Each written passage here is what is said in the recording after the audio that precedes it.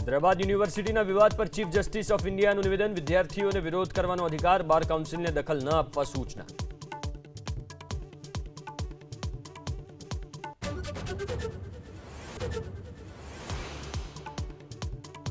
મુંબઈથી વડનગર વચ્ચે ટ્રેન સેવા શરૂ, Lokshakti express ટ્રેનનું Borivali railway station પર સ્વાગત.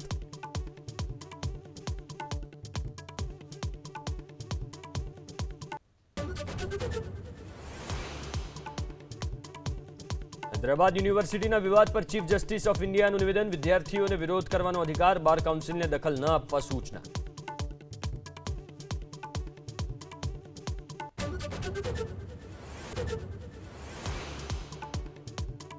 મુંબઈથી વડનગર વચ્ચે ટ્રેન સેવા શરૂ, Lokshakti express ટ્રેનનું Borivali railway station પર સ્વાગત.